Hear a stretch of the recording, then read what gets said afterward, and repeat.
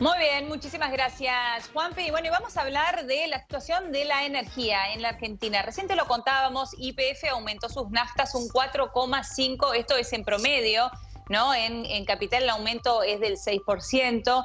Igualmente, las petroleras dicen que vienen retrasados. Vamos a hablar con el exsecretario de Energía, Emilio Aput, que nos atiende en esta tarde. Aput, ¿cómo le va? Buenas tardes. ¿Qué tal? ¿Cómo están? Bien, muy bien. Muchísimas gracias por atendernos. Bueno, YPF aumentó las naftas un 4,5%. Igualmente dicen que el aumento tendría que ser mayor. Al mismo tiempo, si hablamos también de las tarifas, digo, gas, electricidad, están congeladas en la Argentina.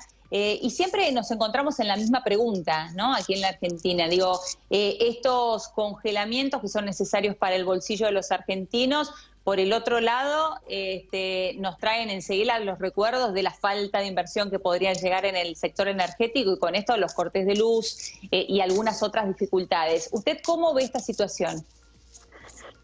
Bueno, son convenientes para el bolsillo de los argentinos en el corto plazo, pero en el mediano plazo es mucho más costoso, ¿no? Porque se traduce en inflación, en falta de divisas, en falta de producto, en un montón de cosas. Pero bueno, siempre estamos en crisis y entonces se recurre a lo que se tire a mano, que puede generar más inflación. De todos modos, recordemos a la gente que desde el 1 de diciembre del año pasado no se aumenta los combustibles y en un contexto inflacionario del 40% y un dólar que creció un 26%.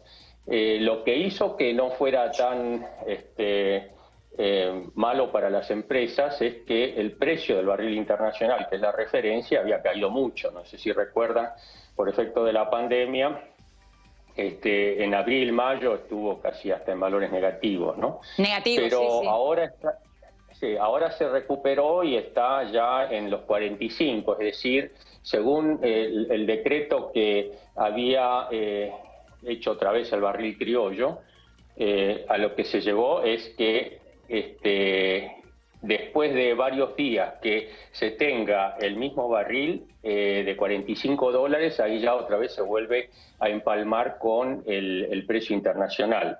Ahora, ¿en qué influye esto? Primero, por ley Sí. no es regulado el precio de los combustibles. Se lo regula un poco porque, bueno, con la ley esta de solidaridad o de emergencia económica siempre se pasa por encima de las leyes que rigen al sector. Y por otro lado, me parece, y no creo que sea correcto, sobre todo porque es una sociedad anónima que cotiza en la Bolsa de Nueva York y de Buenos Aires, que se utilice a YPF como para regular el precio del combustible. Como YPF tiene una posición dominante dentro del retail, de la parte de venta de combustibles, que es casi el 60%, bueno, entonces define un poco los precios. Si YPF no aumenta, los otros no van a aumentar porque si no pierden clientes. Y si YPF aumenta, entonces aumentan también. ¿Y quién decide ¿Y si por qué YPF? por qué eso no le parece... Perdón, Aput, digo, ¿por qué me parece interesante escuchar esto? Digo, ¿por qué eso no le parece correcto que se utilice a YPF como precio de referencia en el mercado? Porque atenta contra los intereses de la empresa. Si es una empresa privada, una empresa que tiene que rendir examen en la Securities and Exchange Commission de Estados Unidos y en la Bolsa de Valores de acá de la Argentina, ¿no? Es raro que una empresa tire los precios para abajo perjudicándose, ¿no? Entonces es una cosa que está siempre ahí en agua de borrasca porque en cualquier momento puede venir el tirón de orejas, ¿no? Porque no tiene ningún sentido. Si quieren usar a YPF para manejar el mercado, bueno, tendrían que tratar de hacer una OPA, lo que se llama una oferta para comprar las acciones del 49% que está en manos privadas, ¿no? Y en ese caso, bueno, pasaría a ser una empresa, una administración pública, pero mientras tanto se tiene que manejar con los criterios empresarios, ¿no? Así que ahora ese 4,5% yo diría que es simbólico, porque además al precio de los combustibles lo afectan los impuestos, ¿sí? Hubo un impuesto que no se trasladó a precio, que lo tuvieron que absorber las petroleras, y después está la imposición de cortar las naftas y el gasoil con los bios, ¿no? El bioetanol y el biodiesel. Eso corre por otra por otra andarivel, ¿no? Que es un precio regulado que lo fija el Estado. Entonces, toda esa composición hace que, en final, lo que le llega al petrolero, incluso con un precio del dólar que no es el real, hace que, a mí me parece, van a tratar de producir para subsistir y seguir abasteciendo al mercado local, cuando en realidad el sector petrolero tendría que generar divisas, dada la potencialidad que tiene.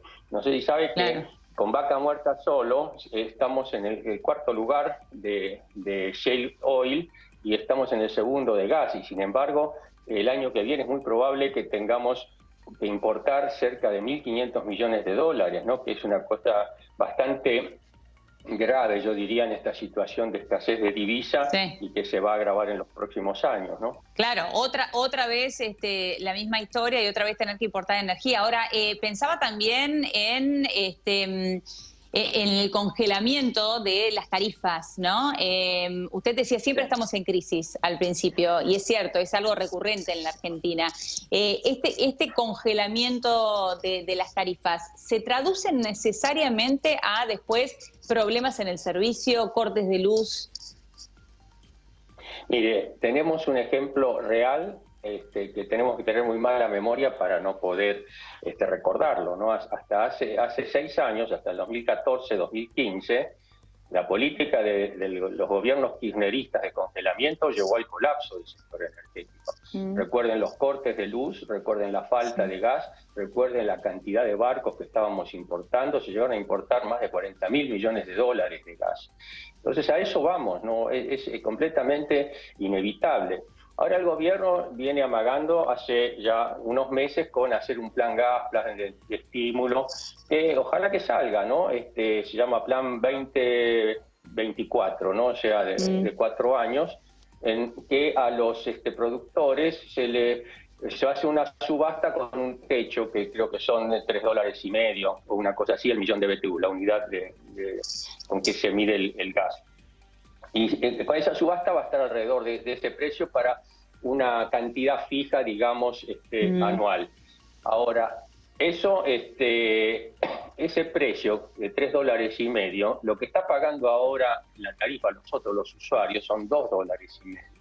Entonces, si no se actualiza la tarifa, ese dólar que falta por millón de BTU lo va a pagar el Estado. El Estado somos todos nosotros, o sea que volvemos otra vez a crear los subsidios, y los subsidios aumentan el déficit, y el déficit sabemos lo que genera, ¿no? El déficit fiscal, es decir, se gasta más de lo que se ingresa, y entonces seguimos en la misma historia que ya por décadas tenemos. Entonces es una situación difícil, porque yo entiendo que el gobierno no puede trasladar a precio de golpe, pero ya demostró el kirchnerismo, y este es un gobierno donde lamentablemente el kirchnerismo tiene mucho peso, ¿no? Y sobre todo en energía no se terminan de definir las cosas, porque el Instituto Patria tiene su versión, ¿no? Su versión más intervencionista, más estatista, cuando todo el sector energético está en manos privados y dependemos del sector privado para que hagan las inversiones, ¿no?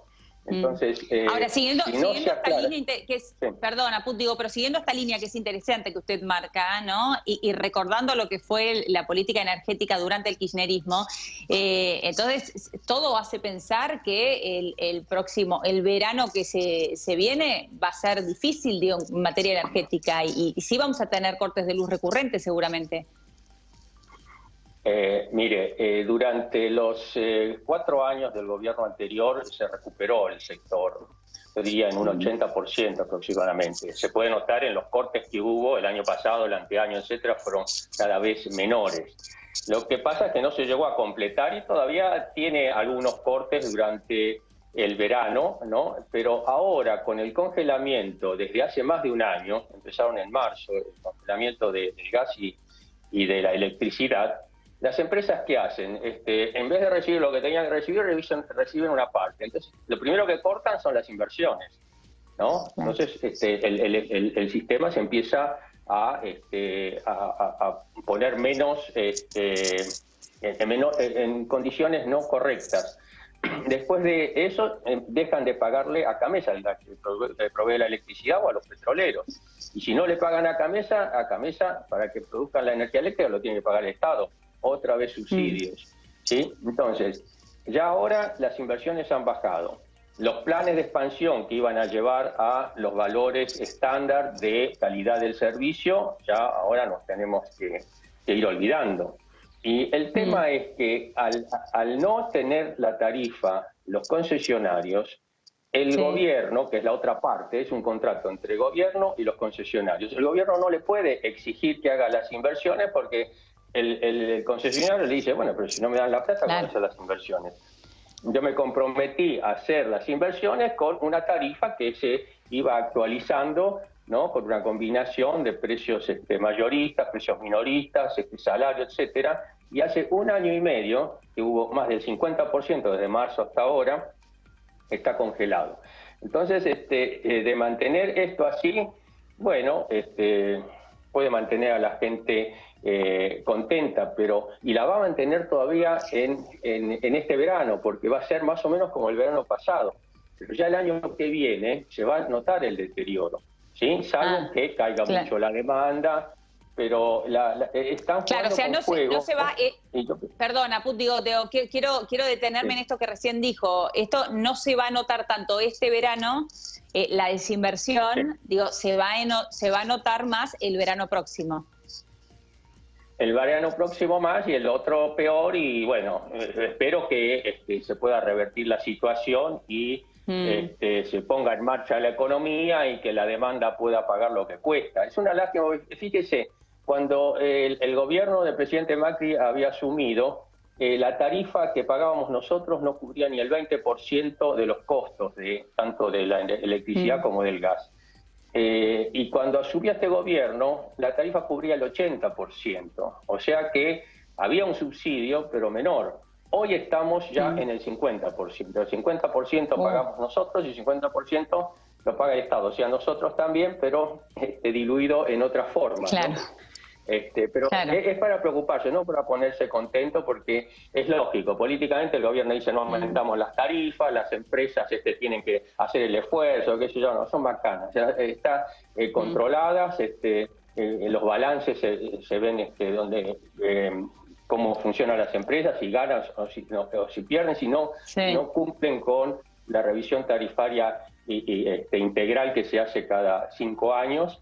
Y entonces tendrían como para controlar a las empresas. Pero evidentemente, ante la falta de recursos, bueno, estamos otra vez en un deterioro que se va a ir incrementando en los próximos años, ¿no? Y volvemos a repetir la misma historia. Digo, es interesante esta visión que usted recién marcaba, porque usted dice, bueno, la gente en general celebra cuando se congelan las tarifas, cuando no hay aumentos, porque dice, bueno, estoy pagando menos, pero en definitiva esos subsidios los paga el Estado, es decir, nosotros también a través de los impuestos. O sea que esto que marcaba usted recién es cierto, es el 50% que lo pagamos realmente por factura, pero hay otro 50% que lo pagamos mediante impuestos. El que más lo paga es el que menos tiene, porque se va el impuesto inflacionario seguro, claro. ¿no? Además de la calidad de servicio. Y por otro lado también hay una disparidad entre las provincias y la zona capital y Gran Buenos Aires, ¿no? Por una cuestión histórica de que los políticos siempre quisieron dejar contentos a los electores donde están más concentrados, ¿no? Y tanto las tarifas de transporte como las tarifas de energía, etcétera, son mucho más caras, más baratas acá que en Jujuy o que en Córdoba. Siempre interesante. Muchísimas gracias, Apud, por la charla. No, un gusto, que le vaya bien. Hasta luego, buenas tardes. Momento de pausa en PM. Quédate ahí, ya venimos.